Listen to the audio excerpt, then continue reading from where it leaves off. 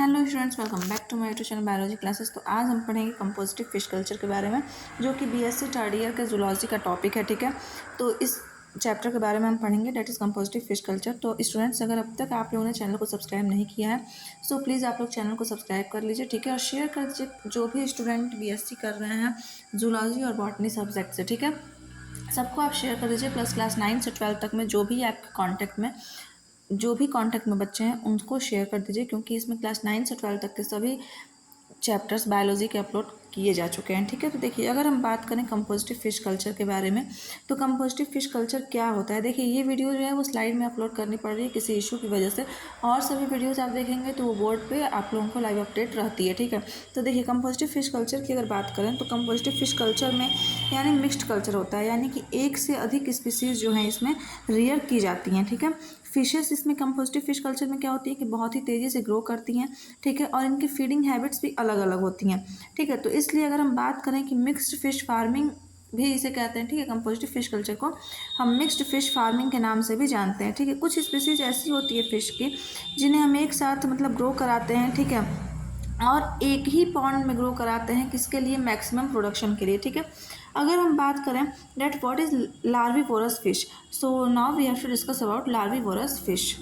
देखिए, अगर हम बात करें लार्विवोरस फिश के बारे में, तो ये जो ऐसी फिश होती हैं जो कि मॉस्किटो के लार्वा पे फीड करती हैं। ठीक है, अपना भोजन कहाँ से लेती हैं, अपना फूड कहाँ से लेती हैं? तो मॉस्किटो के लार्वा से। ठीक है, इसलिए इस फिश को कल्चर किया जाता है वहाँ पर जहाँ पे कि मॉस्किटोज बहुत ज़्यादा रहते हैं। ठीक है, और ये जो होती हैं वेक्टर होती हैं मलेरिया और येलो फीवर की। ठीक है, लार्विवोरस फिश जो होती हैं वो एज अ वेक्टर भी वर्क करती हैं for the disease malaria and yellow fever. ठीक है, वहीं अगर हम बात करें, ये सब फिशेस जो होती हैं इन्हें इसलिए कल्चर किया जाता है क्योंकि इनकी जो साइज़ होती है वो बहुत ही छोटी होती है।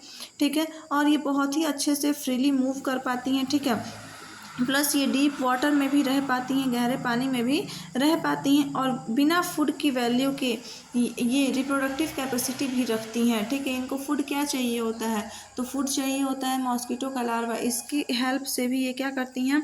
अपना फीड कर पाती हैं, प्लस इनके पास रिप्रोडक्टिव कैपेसिटी हाई होती है। ठीक है, तो लार्विवोरस फिश समझ में आ गया। अब हमें समझना है एक्जोटिक फिशेस क्या होती हैं। So let's start understanding about exotic fishes. देखिए, एक्जोटिक फिशेस की अगर हम बात करें तो एक्जोटिक फिशेस ऐसी फ़िश होती हैं जिन्हें कि इंपोर्ट किया जाता है अपने कंट्री में। कहाँ से? तो अदर कंट्री से। ठीक है, दूसरी कंट्री से ये हमारे कंट्री में आती है। ठीक है, इंपोर्ट की जाती हैं, और ये फिशेस जो होती हैं ये इंडिया में भी कल्चर की जाती है। किसके लिए? तो इकोनॉमिक पर्पज़ के लिए। ठीक है, तो यही था ऑल अबाउट एक्जोटिक फिशेस के बारे में, और कुछ हमें इसमें नहीं जानना है।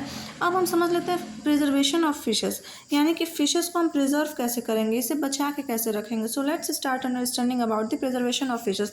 आई होप आप लोगों ने चैनल को सब्सक्राइब कर लिया होगा, नहीं किए हैं तो कर लीजिए, मैं बार बार कह रही हूँ। ठीक है, चैनल को सब्सक्राइब कर लीजिए। ठीक है, so let's start understanding about preservation of fishes.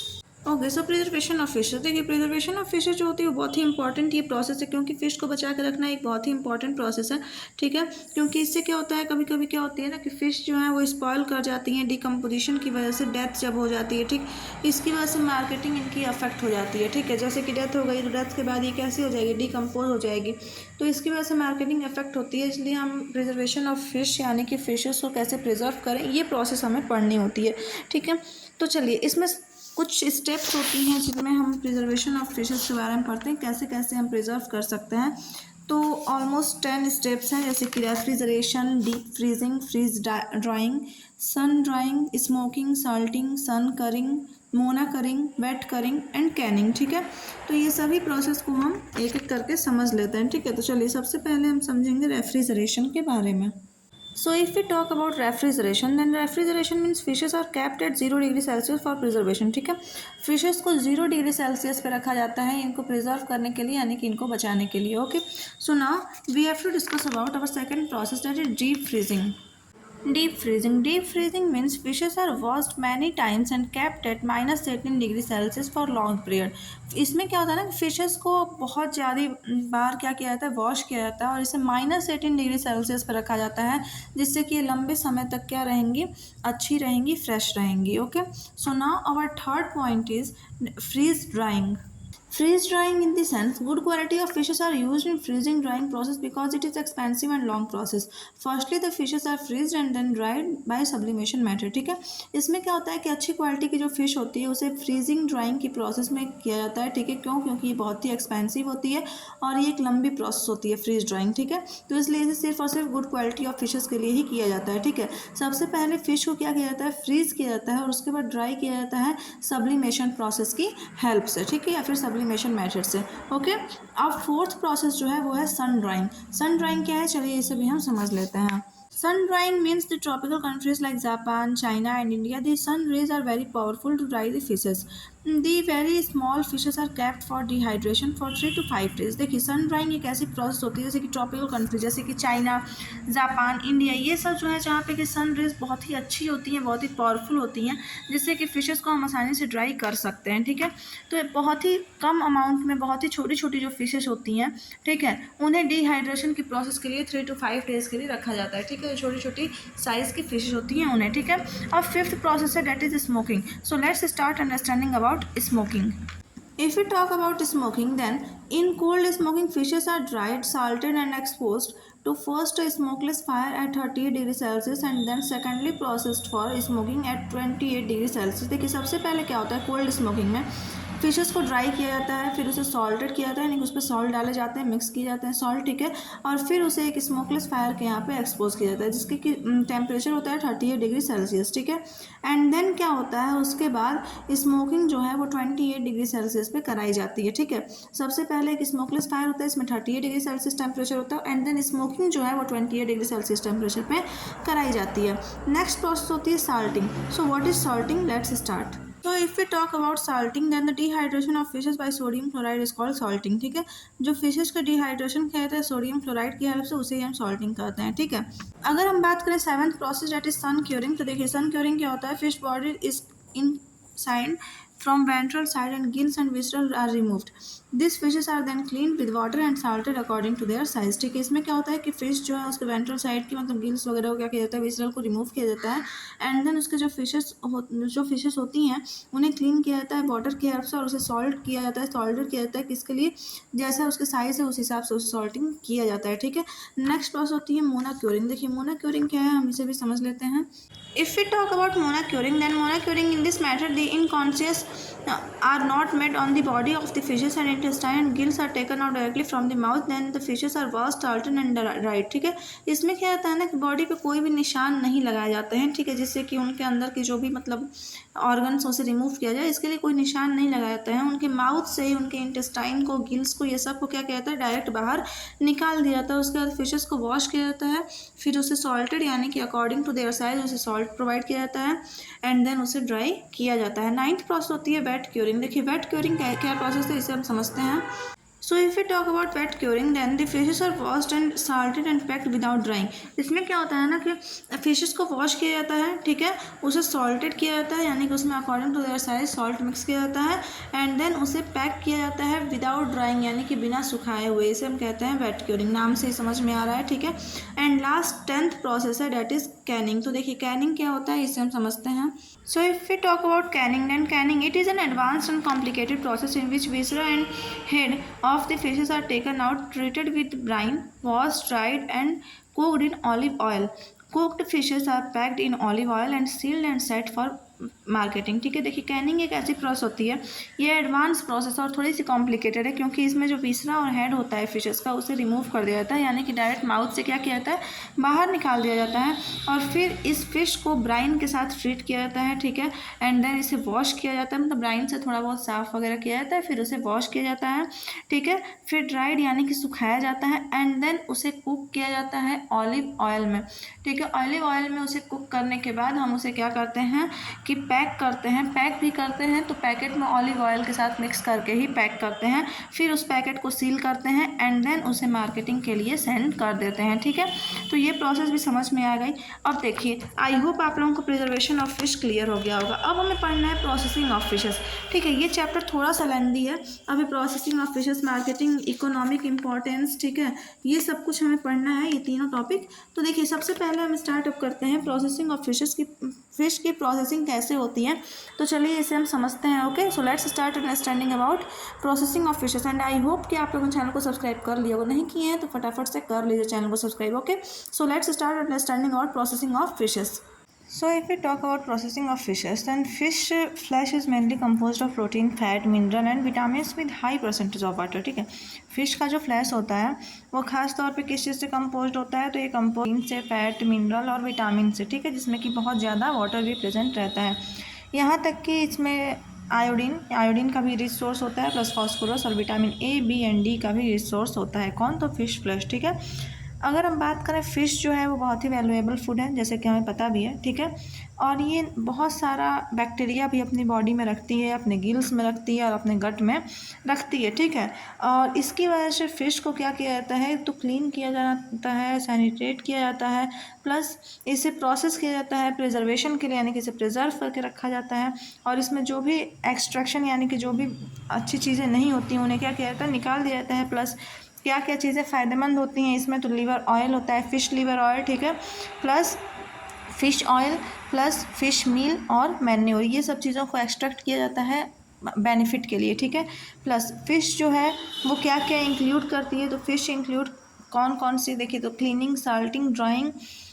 Fish processing में कौन कौन सी प्रोसेसेस इंक्लूड होती हैं, तो कुछ प्रोसेस होती हैं, जैसे कि टोटल 5 प्रोसेस होती हैं, cleaning, salting, drawing, freezing, Canning. ठीक है, तो इन सभी प्रोसेस को हम एक एक करके चलिए समझ लेते हैं। So first we have to talk about cleaning. अगर हम बात करें क्लीनिंग की, the fishes soon after being caught is washed with clean and cold water to remove bacteria, slime, blood and faeces etcetera. देखिए, जो फिशेस होती हैं जिन्हें मतलब कॉट किया जाता है, उन्हें वॉश किया जाता है। ठीक है, किससे, तो क्लीन और कोल्ड वाटर से। क्यों किया जाता है क्लीन, तो जिससे कि बैक्टीरिया, उसमें का स्लाइम, ब्लड, फेसेस, ये सब क्या हो जाए, रिमूव हो जाए। ठीक है, जो भी गंदगी है वो सब कुछ रिमूव हो जाए।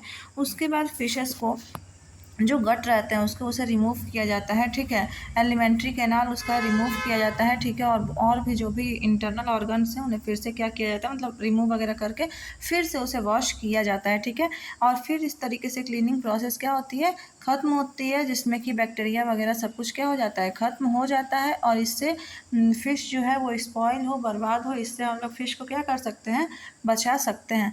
नेक्स्ट प्रोसेस होती है salting. So if you talk about salting, then देखिए, अगर हम साल्टिंग की बात करें, साल्टिंग क्या होता है ना, कि इसमें फ़िश को सबसे पहले क्लीन किया जाता है, इससे गट्स को और स्लिट्स को ओपन किया जाता है। ठीक है, फिर इनके एलिमेंट्री के एब्डोमिनल कैविटी में जितने भी मतलब सफिशिएंट क्वांटिटी में सॉल्ट चाहिए होता है, वो उतना सॉल्ट, कैसा सॉल्ट, तो ड्राई सॉल्ट, तो क्या किया जाता है, और वो भी फाइन, एकदम महीन।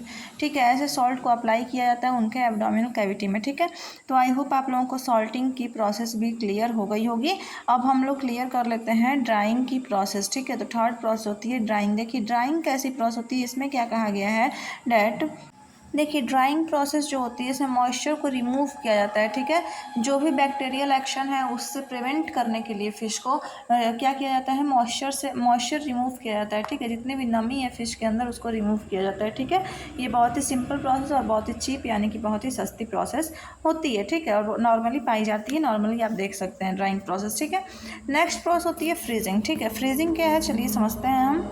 सो if you talk about freezing, देखिए, फ्रीजिंग जो है उसमें क्या होता है कि फ़िश को सॉल्ट और आइस के सॉल्ट आइस यानी कि सॉल्ट आइस के साथ क्या किया जाता है, मिक्स किया जाता है, किसमें, तो लो टेम्परेचर में। ठीक है, फ्रीजिंग ऑफ फिश जो होता है वो कहाँ होता है, तो एयर में डन होता है या फिर ब्राइन में। ठीक है, और जब फ्रीजिंग हो रही होती है तो वाटर जो होता है फ़िश का वो फ्लैश को सेपरेट कर देता है आइस से क्रिस्टल के फॉर्म में। ठीक है, और जो फ्रोज़न फिश होती है उसे कोल्ड वाटर में डिप कर दिया जाता है और स्टोर किया जाता है 10 डिग्री फ़ारेनहाइट टेम्परेचर पे। ठीक है, ब्राइन फ्रीजिंग जो होती है वो बहुत ही रैपिड प्रोसेस, यानी कि बहुत ही तेज़ होने वाली प्रोसेस होती है, जिसमें कि एक बेटर क्वालिटी ऑफ फिश को प्रोड्यूस किया जा सकता है। ठीक है, तो समझ में आया फ्रीजिंग क्या है। फ्रीजिंग में ब्राइन फ्रीजिंग बहुत ही अच्छी प्रोसेस है, जिसमें कि हम अच्छे बेटर क्वालिटी ऑफ फिश को क्या कर सकते हैं, प्रोड्यूस कर सकते हैं।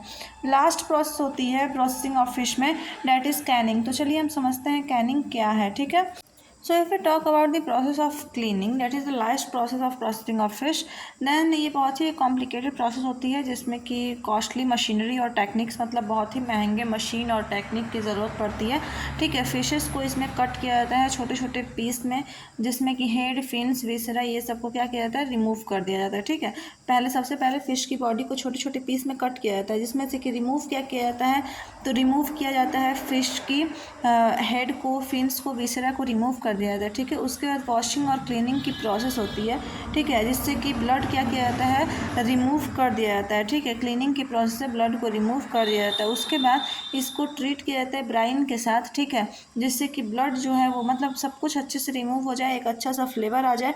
और कुकिंग के बाद मतलब उसके बाद क्या होता है, कुकिंग होता है, तो कुकिंग के बाद जो एक्सेस मॉइस्चर रहता है, यानी कि थोड़ी बहुत भी जो नमी बची रहती है, उसे रिमूव करा दिया जाता है। ठीक है, और फिश के जो पीसेस होते हैं उन्हें टीन के कैन में, ठीक है, किस चीज़ के कैन में, तो टीन कैन में उसे हम लोग क्या करते हैं, पैक करते हैं, मतलब उसमें पैक करा दिया जाता है।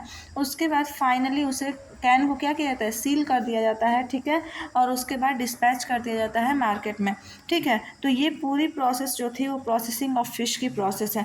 ठीक है, आई होप आप लोगों को क्लियर हो गई होगी, कोई डाउट नहीं है। अगर कोई डाउट है तो आप लोग कमेंट करके पूछ लीजिएगा। ठीक है, और आई होप आप लोगों ने चैनल को भी सब्सक्राइब कर लिया होगा, नहीं किए हैं तो कर लीजिए और शेयर कर दीजिए क्लास 9 से 12 तक के भी सभी स्टूडेंट्स में। ठीक है, क्योंकि जिनका बायोलॉजी सब्जेक्ट है, बायोलॉजी के इस पर सभी वीडियोज़ अपलोडेड हैं, प्लस जो भी बच्चे BSc कर रहे हैं, ठीक है, किससे, तो जूलॉजी और बॉटनी सब्जेक्ट से BSc अपनी कर रहे हैं, उन्हें आप शेयर कर दीजिए, क्योंकि इस पर जूलॉजी और बॉटनी दोनों सब्जेक्ट के वीडियोज़ इस चैनल पे आप लोगों को अपलोडेड मिलेंगे। ठीक है, सभी वीडियोज़ के लेक्चर रहते हैं। ये वीडियो मतलब स्लाइड में अपलोड है क्योंकि कुछ प्रॉब्लम थी, तो लेक्चर्स रहते हैं मोस्टली वीडियोस के। ठीक है, कभी कभी ऐसा होता है कि वीडियो स्लाइड में आए, कोई प्रॉब्लम होती है तभी। ठीक है, तो आप लोग एक बार चैनल को चेकआउट कर लीजिए और सब्सक्राइब कर लीजिए, क्योंकि आप लोग को सपोर्ट शो करेंगे तभी हम लोग को भी अच्छा लगता है आगे वीडियोज़ अपलोड करने में। ठीक है, तो चलिए नेक्स्ट इसमें टॉपिक आता है मार्केटिंग ऑफ फिश। ठीक है, अब हमें इसमें ज़्यादा कुछ नहीं पढ़ना है, एक मार्केटिंग ऑफ फिश और इकोनॉमिक इंपॉर्टेंस ऑफ फिश हमें पढ़ना है।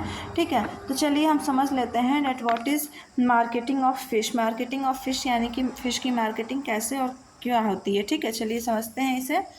सो if we talk about marketing of fishes, तो देखिए fish marketing include fish selling. Fish marketing में क्या क्या होता है, तो फ़िश की सेलिंग होती है। ठीक है, सप्लाई होता है फ़िश प्रोडक्ट को, किसको, कंज्यूमर्स को। ठीक है, डायरेक्ट फ़िश की भी सेलिंग होती है, प्लस फ़िश के प्रोडक्ट की भी सेलिंग होती है कंज्यूमर्स को। ठीक है, जो फ़िश की मार्केटिंग होती है उसमें बहुत ही ज़्यादा अपॉर्चुनिटी होती है ट्रेडिंग में। ठीक है, ट्रेडिंग में फ़िश मार्केटिंग की बहुत ही अच्छी अपॉर्चुनिटी होती है, मैक्सिमम अपॉर्चुनिटी होती है। ठीक है, so this is all about marketing of fishes.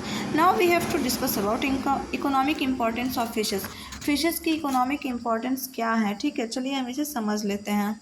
तो अगर हम बात करें इकोनॉमिक इम्पॉर्टेंस ऑफ फ़िश की, तो देखिए फ़िश की बहुत ही मतलब इकोनॉमिकली इम्पॉर्टेंट होती है, लेकिन कॉर्डेट ग्रुप की जो फ़िशेस होती हैं वो बहुत ही ज़्यादा इम्पॉर्टेंट होती हैं। इनके कुछ फ़िशेस के जो यूज़ होते हैं वो क्या क्या होते हैं, तो जैसे कि हम फ़िश को एज अ फूड, ठीक है, as a by product of fish, और किस किस तरीके से हम यूज़ करते हैं, ये सब कुछ हमें पढ़ना है। मतलब दो ही इसके मेन टाइप होते हैं। चलिए हम समझते हैं कि हम फ़िश को कैसे कैसे यूज़ करते हैं। ठीक है, तो यूज़ ऑफ फ़िश क्या होती है, चलिए हम इसे डिटेल में समझ लेते हैं। अगर हम बात करें कि फ़िश को एज अ फूड, देखिए फ़िश जो है उसे हम फूड की तरह से भी लेते हैं। क्यों, क्योंकि उससे एक अच्छा प्रोटीन और एक अच्छी डाइट होती है, मतलब अच्छा प्रोटीन डाइट होता है ह्यूमंस के लिए। ठीक है, एज अ फूड। ठीक है, अब हम समझेंगे कि फ़िश को हम as a by product of fish कैसे यूज़ करते हैं। ठीक है, तो चलिए हम इसे समझ लेते हैं as a by product of fish. अगर हम बात करें कि फ़िश के बाई प्रोडक्ट्स कौन कौन से होते हैं, तो कुछ बाई प्रोडक्ट्स होते हैं जैसे कि fish oil, liver oil, fertilisers, fancy materials and many other uses. ठीक है, तो सबसे पहले हम समझ लेते हैं कि फ़िश प्रोटीन जो बाई प्रोडक्ट है फ़िश का, वो कैसे हमें मिलता है। अगर हम बात करें फ़िश प्रोटीन की, तो देखिए जो फ़िश का वेस्ट होता है उसे एक्सट्रैक्ट किया जाता है, उसमें से फ़ैट रिमूव किया जाता है। ठीक है, तो फ़िश प्रोटीन ऑब्टेन हो जाता है एज अ वाइट पाउडर। ठीक है, जिसमें 80 to 90% प्रोटीन होता है, जिसको प्रिपरेशन के लिए यूज़ किया जाता है आइसक्रीम, ब्रेड और केक के लिए। यहाँ तक कि इसको पेंट, वर्निश, टेक्सटाइल, कॉस्मेटिक और फार्मास्यूटिकल्स के लिए भी यूज़ किया जाता है। अब हम बात करें फ़िश ऑयल की, तो फ़िश ऑयल क्या होता है समझिए। अगर हम बात करें फ़िश ऑयल की, तो फ़िश ऑयल जो है वो एक्सट्रैक्ट किया जाता है फैटी टिश्यूज से, ठीक है। फ़िश की जो फैटी टिश्यूज रहती हैं उनसे इसे एक्सट्रैक्ट किया जाता है, जिसमें कोलेस्ट्रॉल, विटामिन, अल्कोहल, पिगामेंट्स, ये सब कुछ पाए जाते हैं, ग्लिसराइड्स एंड एथर्स वगैरह पाए जाते हैं, ठीक है। फ़िश ऑयल 2 टाइप का होता है, एक बॉडी ऑयल और एक लीवर ऑयल। चलिए हम समझते हैं बॉडी ऑयल क्या है और लीवर ऑयल क्या है, चलिए ठीक है समझते हैं। तो देखिए फ़िश ऑयल 2 टाइप के थे, एक बॉडी ऑयल और एक लीवर ऑयल। बॉडी ऑयल की बात करें तो बॉडी ऑयल जो है वो यूज़ किया जाता है सॉल्मन हेरिंग, ये सब वाइट फ़िश वगैरह से निकाला जाता है, ड्राई ऑयल होता है। लीवर ऑयल जो होता है इसे इंडिया प्रोड्यूस करता है लगभग 425 क्विंटल्स एनुअली, ठीक है, यानी कि 1 ईयर में 425 क्विंटल्स लीवर ऑयल जो इंडिया है वो प्रोड्यूस करता है फ़िश का, ठीक है। चलिए अब इतना तो समझ में आया कि फ़िश प्रोटीन क्या है, फ़िश ऑयल क्या है। अब हम समझेंगे फ़िश फ्लोर क्या है, ठीक है। So now we have to discuss about fish flour. देखिए फ़िश फ्लोर की बात करें तो फ़िश फ्लोर जो है उसे यूज़ किया जाता है ब्रेड, केक, स्वीट्स और बिस्कुट्स बनाने के लिए, ठीक है, जिसे कि मेज़ और व्हीट फ्लोर के साथ मिक्स किया जाता है। फ़िश मैन्योर जो है उसे प्रिपेयर किया जाता है उस फिशेस से जो फ़िश लैंड पे मतलब स्पॉइल कंडीशन में पाई जाती हैं, ठीक है, जो कि ख़राब होने की कंडीशन में रहती हैं, उनसे फ़िश मैन्योर प्रोडक्ट बनाया जाता है, ठीक है। इन्हें सन ड्राई किया जाता है, यानी कि सूर्य की रोशनी में सुखाया जाता है और फिर इसे ग्राइंड करके फ़िश मैन्योर की तरह से यूज़ किया जाता है, जिससे कि नाइट्रोजन 7% मिलता है, कैल्शियम मिलता है और फॉस्फोरस मिलता है, ठीक है। चलिए अब नेक्स्ट है फ़िश गुआनो। चलिए बताते हैं फ़िश गुआनो क्या है। जब फ़िश ऑयल को एक्सट्रैक्ट किया जाता है तो बहुत सारे ऐसे मटेरियल्स, वेस्ट मटेरियल्स रहते हैं और फ़िश की बॉडी भी रहती है जो कि मतलब एक्सट्रैक्ट हो जाती है, ठीक है। और इन मटेरियल्स को एज अ फ़िश गुआनो हम लोग यूज़ करते हैं, ठीक है, जिसमें 9% नाइट्रोजन और फॉस्फोरस रहता है, जिसे मैन्योर की तरह से यूज़ किया जाता है, ठीक है। अब हम पढ़ेंगे ईसिन ग्लास। ईसिन ग्लास क्या है? अगर हम बात करें ईसिन ग्लास की, तो देखिए जो एयर ब्लेडर्स होते हैं उसे रिमूव किए जाते हैं फ़िश से, ठीक है। उसके बाद उसे कोल्ड वाटर से क्या किया जाता है, वॉश किया जाता है एंड देन उसे एक वुड पे क्या किया जाता है, फैला दिया जाता है, ठीक है। इसके बाद इसे ड्राई किया जाता है और इससे ईसिन ग्लास के फॉर्मेशन के लिए यूज़ किया जाता है, ठीक है। जो ग्लास जो होता है वो वाइन को क्लियर करने के लिए या फिर बियर को क्लियर करने के लिए यूज़ होता है, ठीक है। So we can call that the air bladders are removed from fishes, washed with cold water and flattened on wood. It is dried and used in the preparation of hissing glass, which is used for clearing wine and beer. देखिए अगर हम बात करें fish skin की, जैसे कि skin of shark या फिर व्हेल जो होती है ना बहुत थिक होती हैं, ठीक है, और इसे यूटिलाइज़ किया जाता है किस चीज़ के लिए, तो फ़िश लेदर बनाने के लिए, ठीक है। जैसे स्पाइनी स्किन जो होती हैं वो ग्लोव फिशेस की, उसको यूज़ किया जाता है वॉर के हेलमेट्स बनाने के लिए, ठीक है। So then we call that skin of sharks and rays are thick and is utilized in preparation of fish leather. Spiny skin of glowfishes are used as war helmet. Okay, so now we have to talk about fish glue. At what is fish glue? So if we talk about fish glue, then fish glue जो होता है इस glue को use किया जाता है adhesive बनाने के लिए, ठीक है, जैसे कि लेबल्स वगैरह को स्ट्रिक करने के लिए या फिर बुक को बाइंड करने के लिए, लेदर बाइंड करने के लिए या फिर ग्लास और वुड को चिपकाने के लिए यूज़ किया जाता है। जिस ग्लू को उस ग्लू जो होता है वो फिश से ही बनता है, ठीक है। So we can say that it is obtained from hag, pollack, cod and haddock. It is prepared from skins, trimmings and bones are used to prepare the liquid glue. This glue is used as an adhesive in streaking labels, book binding, leather, glass and wood. So if we talk about fish fins, then the fins of large size shark fishes export to China, where these are used for preparing the soap and again washed into sea water, dusted with wood ashes and lime and finally sun dried to get the cured shining product. It is highly appreciable there. Fish roes. Fish roes is used as valuable food having thymine, creatine, styrene, triosine, glycol, taurine, hypoxanthine, etc., which is the good source of vitamin B and contains vitamin C, D and E also. It is widely used due to its higher digestibility and biological value.